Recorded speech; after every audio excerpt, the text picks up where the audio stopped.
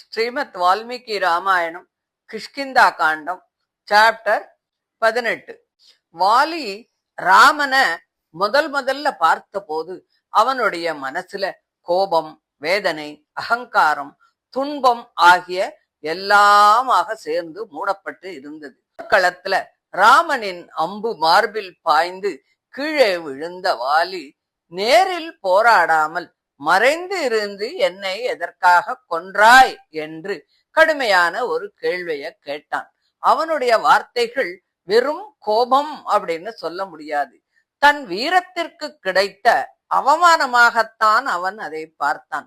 தர்மம் காத்த அரச குலத்தில் பிறந்த ராமன் இப்படி நடந்துண்டது ஏன் என்ற குழப்பம் அவனுக்கு இருந்தது. ஆனால் ராமன் அமைதியோடு பேச ஆரம்பிச்சான். முதலில் வாலியின் குற்றச்சாட்டை உடனே மறுக்காமல் அவனுடைய தவறுதலான புரிந்து கொள்ளுதலை நீக்குவதற்காக தர்மத்தின் ஆழமான அடிப்படையை எடுத்து சொல்ல ஆரம்பிச்சான். இந்த பூமி முழுவதும் இஷ்வாகு வம்சத்தின் அரசாட்சி கீழ் உள்ளது. அதனால் தர்மத்தை காப்பதும் அதற்கு விரோதமாக நடப்பவர்களை தண்டிப்பதும் எங்களுடைய கடமை அப்படின்னு சொல்றான். பரதன் தர்மனிஷ்டனாக ஆட்சி செஞ்சுட்டு இருக்கிறதால அவனுடைய ஆணையை நிறைவேற்றுபவர்களாக தாங்கள் நடப்பதாகவும் சொல்றான். பின்னர் ராமன் வாலியின் மிக பெரிய தவற்றை வெளிப்படுத்துகிறார். சுக்ரீவன் உன்னோட தம்பி. தம்பியின் மனைவி ருமா உனக்கு மருமகள் போன்றவள். அவளை ஆசையால அபகரிச்சது தர்மத்திற்கு எதிரான மிகப்பெரிய பாவம் அப்படின்னு தெளிவாக சொன்னான். தர்மசாஸ்திரத்தில் தம்பியின் மனைவியை அணுகுவது கொடிய அதர்மம். அத்தகையவருக்கு மரண தண்டனையே உரியது அப்படின்னு சொல்றார். நான் க்ஷத்ரியன், தர்மத்தை காக்கும் கடமையிலிருந்து விலக முடியுமா அப்படின்னு சொல்லி உறுதியாக இதை விளக்கி சொல்றார். அதோட மட்டும் இல்லாம அரசன் தண்டனை வழங்காமல் விட்டுட்டா அந்த பாவத்தின் பங்கு அந்த அரசனையே தான் சேரும் என்று மனுவின் நீதியையும் சொல்றான். அதனால்தான் வாலியை தான் தண்டித்ததாக ராமன் சொல்றான். மேலும் வேட்டைக்காரன் மிருகத்தை மறைந்து இருந்து வேட்டையாடுவது போல வானரனான வாலியை மறைந்து இருந்து தாக்கியதில் தர்ம குற்றம் இல்லை அப்படின்னும் விளக்கிறான். இந்த விளக்கம் வெறும் வாதமல்ல, தர்மத்தின் ஆழ்ந்த நீதியை அடிப்படையாக கொண்டது. இந்த வார்த்தைகள் வாலியின் உள்ளத்துல மிக பெரிய மாற்றத்தை ஏற்படுத்தியது. ஆரம்பத்துல கோபத்தால எரிஞ்ச அவனுடைய மனசு மெதுவாக தெளிவடைய ஆரம்பிச்சது.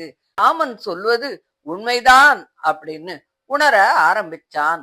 அவன் கைகளை கூப்பி, நரர்களில் சிறந்தவனே, நீ சொன்னது அனைத்தும் சரி, இதில் சந்தேகமே இல்லை அப்படின்னு ராமன் சொல்வதை ஒப்புக்கொண்டான். கோபத்தில் நான் உன்னை கடுமையாக பேசிவிட்டேன், அது தவறு, அதற்காக என்னிடம் குற்றம் காண வேண்டாம் அப்படின்னு சொல்லி மன்னிப்பும் கேட்கிறான். அந்த நிமிஷத்துல வாலியினுடைய அகங்காரம் உடைஞ்சு போச்சு. தன் வீரத்தை மட்டுமே நம்பிய அவன் இப்போது ராமனின் தர்ம ஞானத்தின் முன் தலை தாழ்ந்தான். நீ உண்மை பொருளை அறிந்தவன், மக்களின் நலனுக்காக வாழ்கின்றவன் என்று ராமனை புகழ்ந்து பேசினான். பின்னர் தர்மத்தை மீறி சென்ற என்னை தர்ம வார்த்தைகளால் காப்பாத்து அப்படின்னு சொல்லி சரணடைகிறான். அவன் தன் உயிர் பற்றியும் கூட கவலைப்படவில்லை. தாரையையோ உறவினர்களையோ நினைச்சு வருத்தப்படல. அவன் மனதை மிகவும் வதைத்தது அங்கதன் பற்றிய சிந்தனை மட்டும்தான். சிறு வயதிலிருந்தே செல்லமாக வளர்ந்தவன் என் மகன், என்னை காணாமல் நீர்வற்றிய குளம் போல சோர்ந்து போயிடுவானே அப்படின்னு சொல்லி ரொம்ப துயரத்தை அடைகிறான். அவன் இன்னும் சிறுவன், முழு அறிவு பெறாதவன். எனக்கு மிகவும் பிரியமான ஒரே ஒரு மகன், அவனை நீதான் காப்பாத்தணும் அப்படின்னு சொல்லு ராமன் கிட்ட வேண்டிக்கிறான் வாலி. அதோடு தாரையை சுக்ரீவன் அவமதிக்காமல் காக்கணும் அப்படின்னும் கேட்டுக்கிறான். தன்னுடைய தவற்றால தாரைக்கு எந்த துக்கமும் வந்துடக்கூடாது அப்படிங்கிற எண்ணம் அவனுக்கு இருக்கு. சுக்ரீவனும் அங்கதனும் நல்லிணக்கத்துடன் வாழ வேண்டும் அப்படின்னும் ராமனிடம் கேட்டுக்கிறான். பரதனிடமும் லக்ஷ்மணனிடமும் நீ எவ்வளவு அன்பா நடந்துக்கிறையோ அதுபோல சுக்ரீவனிடமும் அங்கதனிடமும் நடந்துக்கோ அப்படின்னு சொல்லு ராமனை கேட்டுக்கிறான். வாலியின் மனம் முழுசாக மாறியதை பார்த்த ராமன் அவனுக்கு ஆறுதல் சொல்றான். தர்மப்படி நீ தண்டிக்கப்பட்டதால் உன்னுடைய பாவம் நீங்கி போச்சு. இப்போது துயரம், பயம், மயக்கம் எல்லாத்தையும் விட்டுடு அப்படின்னு சொல்றார். தர்ம தண்டனை ஆன்மாவை சுத்தப்படுத்தும் அப்படின்னு வாலிக்கு புரிய வைக்கிறார். அப்போது வாலி இறுதி முறையாக மிகுந்த தாய்மையோடு பேசுறான். அம்பால வேதனைப்பட்டு மனம் கலங்கிய நான் உண்மையை அறியாமல் உன்னை இகழ்ந்து பேசிவிட்டேன்.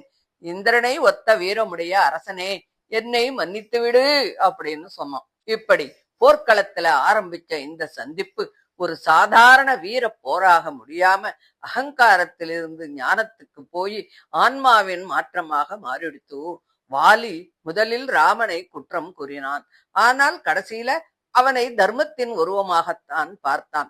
ராமன் வெறும் வாலியின் உடலை மட்டும் வெல்லவில்லை, அவனுடைய அகங்காரத்தை அழிச்சு அவனை உண்மையின் வழியிலே நிலைநிறுத்தினான்.